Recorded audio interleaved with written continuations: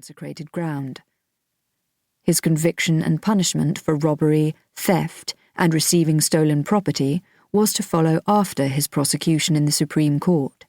However, we have not had any letters from Denmark. The Land Court judge convicted Pieter on the 5th of February last year and sentenced him to 4 years of hard labour in the Rasmus in Copenhagen, but at the time of his murder he was on free foot. Therefore, in answer to your inquiry, his bones were buried with Christian rites, alongside Nathan's, as he could not yet be thought of as belonging to those outside the Christian way. These people are expressly defined in the letter from His Majesty the King on the 30th of December 1740, which lists all persons who shall not be permitted Christian burial rites. District Commissioner Björn Blöndal. 30th of May, 1829. Reverend T. Jónsson, Bredabolstaður, Vesterhope. To the Assistant Reverend Thorvardur Jónsson. I trust this letter finds you well and thriving in your administration of the Lord's work in Vesterhope. Firstly, I wish to extend you my congratulations, however belatedly, for the successful completion of your studies in the south of Iceland. Your parishioners say that you are a diligent young man, and I approve of your decision to repair to the north to begin your chaplaincy under the supervision of your father. It is of considerable joy to me to know that there remain righteous men willing to fulfill their duties to man and God.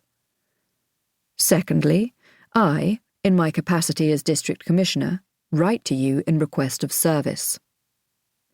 As you will be aware, our community has recently been darkened by the shadow of crime. The Idlugastadir murders, committed last year, have in their heinousness emblematized the corruption and ungodliness of this county. As District Commissioner for Hunavaten, I cannot abide societal waywardness, and, after the anticipated authorization from the Supreme Court in Copenhagen, I intend to execute the Idlugastadir murderers. It is with this event in mind that I ask for your assistance, Assistant Reverend Thorvardur. As you will recall, I related the event of the murders in a letter circulated to the clergy almost 10 months ago, with orders that sermons of chastisement be delivered. Allow me to repeat what occurred, this time to provide you with a more invested consideration of the crime. Last year, on the night between the 13th and 14th of March, 3 people committed a severe and loathsome act against 2 men with whom you may be familiar, Nathan Ketilsson and Pieter Jónsson. Pieter and Nathan were found in the burnt ruins of Nathan's farm, Idlugastadir, and a closer examination of their corpses revealed wounds of a deliberately inflicted nature. This discovery led to an inquiry, and from there a trial ensued. On the 2nd of July last year, the 3 persons charged with these murders, 1 man and 2 women, were found guilty in the district court, presided over by myself, and sentenced to be beheaded. He that smiteth a man so that he die shall be surely put to death. The death sentences were upheld in the Land Court on the 27th of October last year, which met in Reykjavik.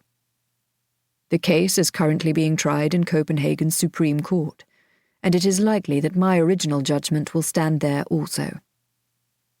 The name of the convicted man is Friedrich Sigurdsson, the son of the farmer at Katadalur.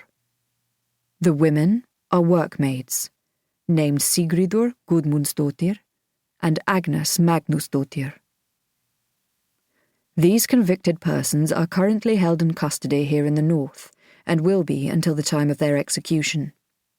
Friedrich Sigurdsson has been taken into Þingeyrar by Reverend Johan Thomason, and Sigridur Gudmundsdóttir was removed to Midhope. Agnes Magnúsdóttir was to be kept until her execution at Storeborg, but for reasons which I am not at liberty to state, will be moved to a new holding at Kontsau in the valley of Vatnsdalur next month. She is discontented with her current spiritual administrator and has used one of her few remaining rights to request another priest. She has requested you, Assistant Reverend.